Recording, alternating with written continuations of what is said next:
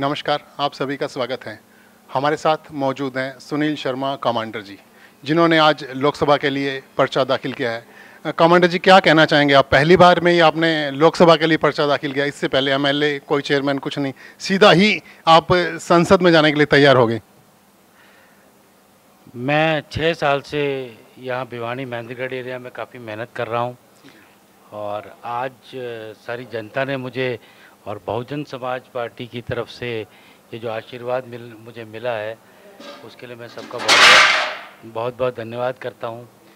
बड़ा अच्छा लग रहा है, बड़ा गर्वित महसूस कर रहा हूँ, क्योंकि ये मेरा पहली बार मैं एक नामांकन भर के आया हूँ और ये प्रत्याशी घोषित हुआ हूँ अभी। वैसे तो बड़ी अच्छी चीज़ है, बड़ी खुशी हो रही है। तो मुख्य मुद्दे क्या रहेंगे आपके? किन मुद्दों को लेकर आप चुनाव लड़ रहे हैं?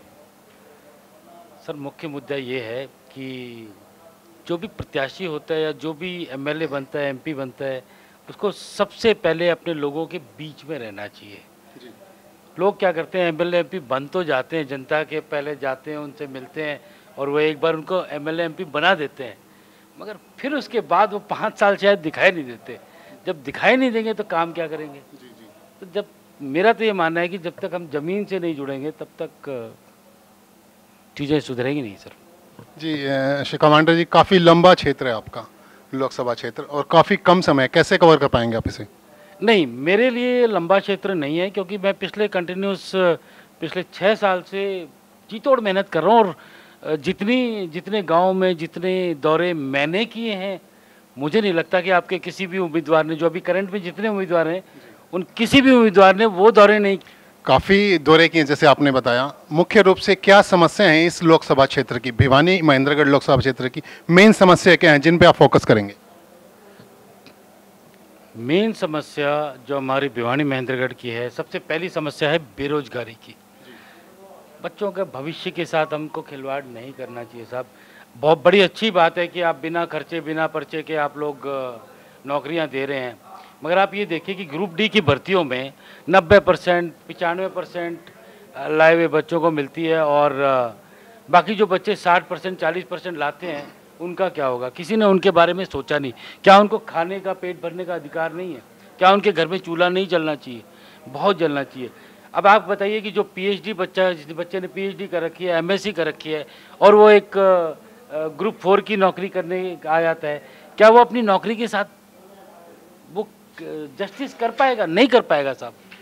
तो एक तो ये बेरोजगारी की समस्या है। दूसरी सबसे बड़ी जो समस्या है वो है पानी की समस्या। यहाँ बहुत सारे प्रॉब्लम ये है कि पानी नहीं है और उसके लिए सरकार को जी तोड़ मेहनत करनी पड़ेगी और बड़ी सूक्ष्म तरीके से इसके ऊपर ध्यान देना पड़ेगा सर। देखिए, अभी जो सांसद हैं, पिछले 10 वर्षों से सांसद हैं, 2 टर्म से सांसद रहे हैं, कैसे अब उनका मुकाबला कर पाएंगे? साहब, मैं बहुजन समाज पार्टी का उम्मीदवार हूँ और बहुजन समाज पार्टी के उम्मीदवार का जो चिन्ह है वो है हाथी। हाथी के निशान पे हम इलेक्शन लड़ रहे हैं साहब। किसी तरीके से किसी उससे कमज़ोर मत समझना। हम तो जीत का जश्न मनाने की कोशिश में हैं। बड़ी जल्दी आपको 4 जून को पता लगेगा कि हाथी संसद पहुंच रहा है। और भी काफ़ी उम्मीदवार हैं, तो आप क्या समझते हैं किससे मुकाबला रहेगा आपका? मैं सारे उम्मीदवारों को हार्दिक बधाई देता हूं, क्योंकि अब हाथी मैदान में आ गया है, कमांडर सुनील शर्मा मैदान में आ गया है। तो बाकी किसी के बारे में बात करना ज़रूरी है क्या? वो उनको सोचना चाहिए क्या करना है। मैं किसी की लाइन नहीं काटता साहब, मैं अपनी लाइन बढ़ाता हूँ और मुकाबला बड़ा रोचक होगा। अब देखिए, और रोचक क्या होगा, हम तो जीत ही रहे हैं, इसमें कोई शक ही नहीं है।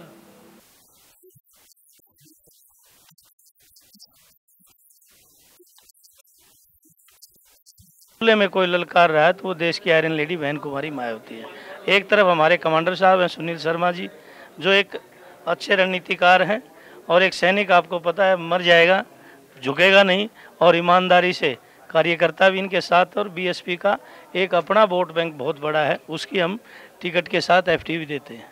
हमारी जी हमारी पार्टी का ये मानना है कि वोटों वाला जीतेगा, नोटों वाला हारेगा। वोट हमारे पास है, तो ये तो क्या लगता है कि बहन मायावती जी आएंगी प्रचार के लिए इनके? जी जी, माननीय बहन जी हरियाणा में 12 तारीख से पहली रैली उनकी करनाल में है।